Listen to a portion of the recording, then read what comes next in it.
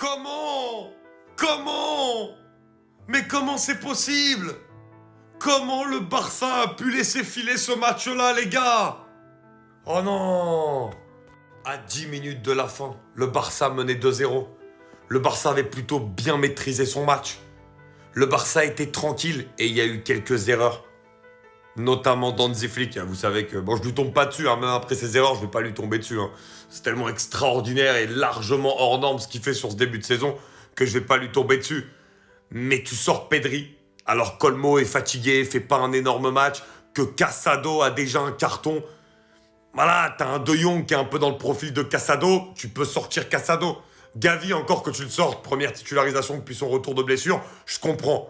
Mais Casado, il a un carton, tu veux faire rentrer De Jong, t'as du Fermin, sors Olmo, fais rentrer Fermin, fais rentrer De Jong et sort Casado.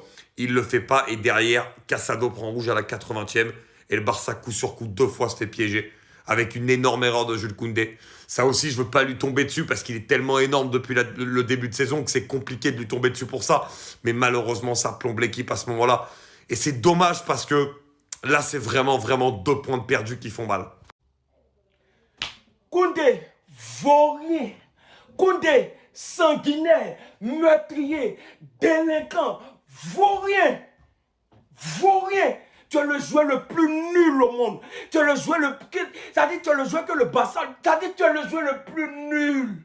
Koundé, pardon. Quitte notre club, s'il te plaît. Tu vaux rien. Tu es nul. Tu es nul. Tu es nul.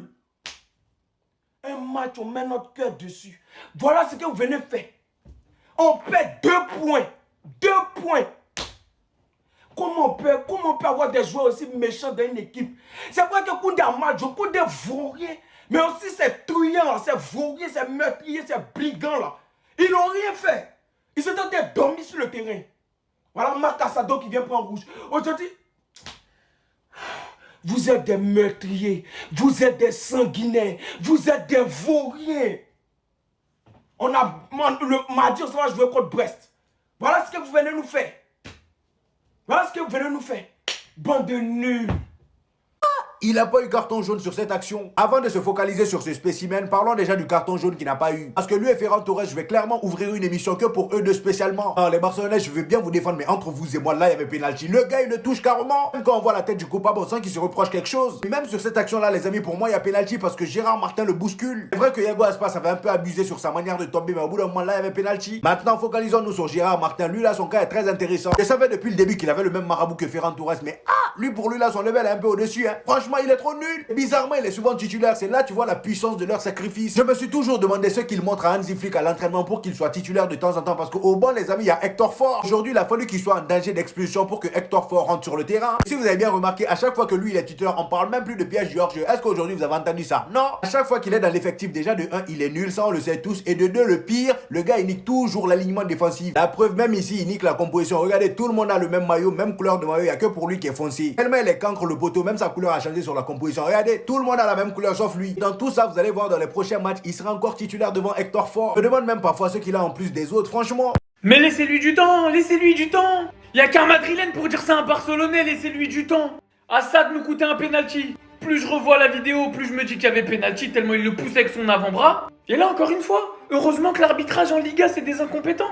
Il doit prendre son deuxième carton jaune matin, midi et soir. Moi je le comprends Yago Aspas, pourquoi il est furieux. Il maîtrise pas son geste, il vient la semelle en avant, il a déjà un carton jaune. Mais c'est le teubé de l'année. Le teubé de l'année. Il a le niveau de jeu de son race. Ouais, ça devient physique. Parce que j'ai vu des Barcelonais me dire arrête de critiquer, c'est un jeune, il vient de la Masia. Je m'en bats les steaks. Il pue, il est nul. Je comprends pas comment Hansi Flick continue à lui donner une place de titulaire dans notre club. Je comprends même pas comment ce mec-là il a pu être formé à la Masia. Je comprends encore moins comment ce mec-là il a pu passer devant Hector Ford. Et je comprends encore moins comment Hansi Flick, avec le regard qu'il a, il arrive pas à se dire il pue, il est nul. Il n'y a pas d'autre mot au bout d'un moment. Il a pas de qualité offensive, il a pas de qualité défensive, il a pas de qualité balle au pied, il a aucune qualité dans son placement. Il nous coûte des buts, il prend des cartons, il a du mal à s'aligner. Littéralement, il n'y a rien de bon chez cet homme.